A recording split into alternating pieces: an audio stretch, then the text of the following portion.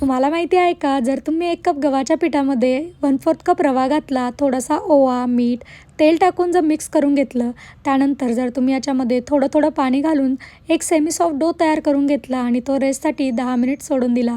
तोवर तुम्ही खलबत्त्यामध्ये जिरं, धणे आणि बडीशेप कुटून घेतली, सोबतच हिरवी मिरची, आलंही ठेचून घेतलं. छान तेलामध्ये पूड टाकून त्याच्यामध्ये हिंग ॲड केला, त्यानंतर ठेचा टाकला आणि छान परतवून त्याच्यामध्ये बॉईल केलेले बटाटे, गरम मसाला, आमचूर पावडर, त्यानंतर कसुरी मेथी आणि जे मटार आहे ते घालून छान ते स्मॅश करून घेतलं. थोडंसं मीठ, चाट मसाला घालून छान परतवून घेतलं. तोवर तुमचा डोही तयार होईल.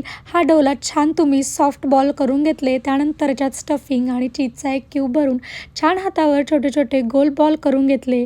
आप्प्याच्या पात्राला छान तेल टाकून हे सगळे बॉल त्याच्यात ॲड करून छान सगळ्या साईडने गोल्डन ब्राऊन रंगावर येईपर्यंत जर शेकून घेतले, तर घरच्या घरी तुमचा कुरकुरीत आणि हेल्दी असा समोसा तयार होईल. तुम्हाला ही रेसिपी कशी वाटली? लाईक, शेअर, सबस्क्राईब करायला